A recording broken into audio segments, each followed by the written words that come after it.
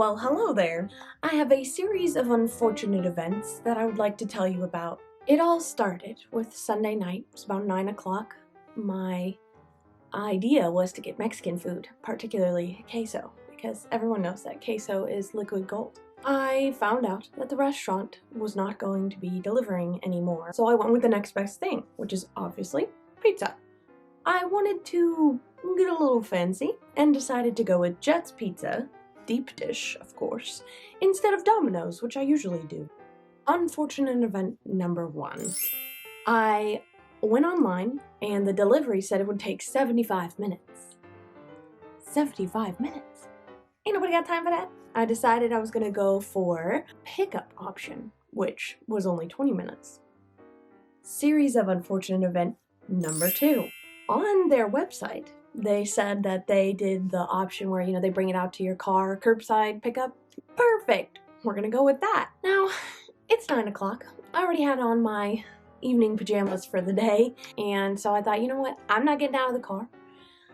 I might as well just go in my pajamas. No one's gonna see me. Series of unfortunate event number 3.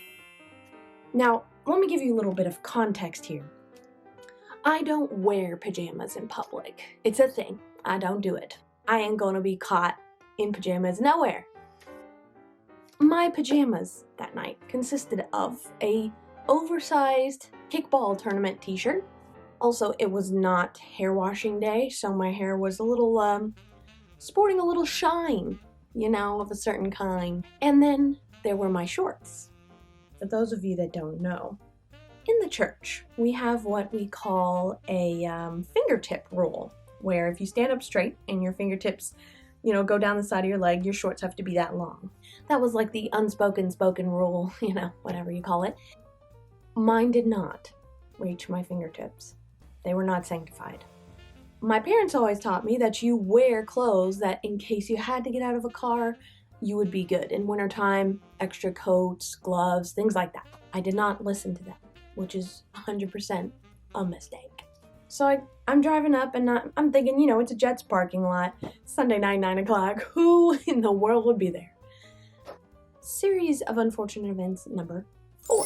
I pull into the parking lot and it's packed, full of muscle cars.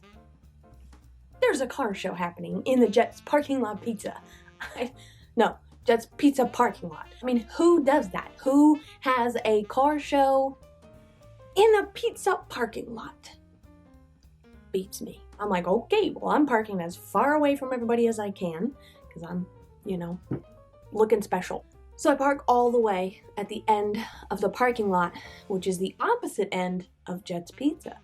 And I mean, there's people everywhere and they're walking around cars, looking at them, people revving their engines.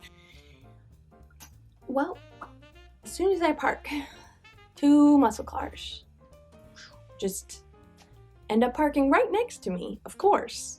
So now I'm sitting there and I'm trying to hide.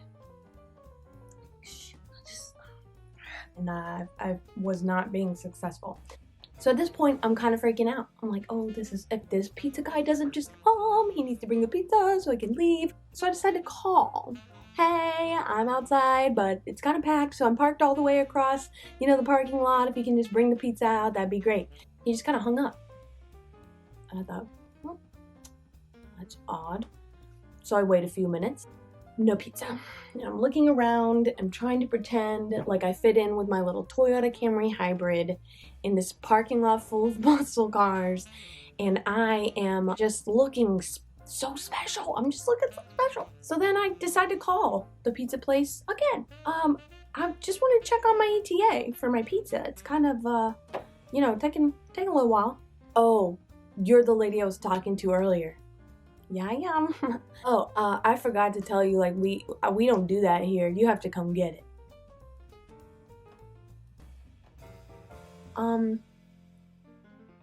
What?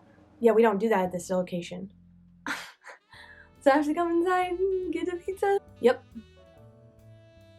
Okay. Thank you. And I very quickly consider leaving and just going home. This is not worth it. It's not worth the humiliation. But I'd already paid for my pizza, and at this point it's very late, I want pizza. I'm hungry. I want to go home. So I do what any pizza lover would do in this situation. I decide to go get the pizza. Series of unfortunate events number 5. So I put on my little white mask, which now makes me look like a duck, but a safe duck. I step out of the car with my kickball tournament shirt, my unsanctified shorts, and my quite ridiculous looking shoes, and my special hair. And I book it. Just power walk across the parking lot. Don't make eye contact. Pretend like nobody exists. I go through this entire parking lot full of people. I mean, power work. It was all kinds of special. I stand in line in the pizza place and I get my pizza. He's like, "You want me to check it?" Nope. Rush out the door. Go across the entire parking lot again. Power work. And I get in the car. At this point, I cannot believe what just happened. But then I can believe it because it's me. And, yeah. I was completely embarrassed, totally flustered. And I started laughing hilariously because what else can you do in that situation? And I had my pizza. So I had the last laugh. Moral of the story is, always wear clothes that you'd be comfortable going out in public, no matter where you drive, no matter how far, how close, whether you're getting out of the car or not.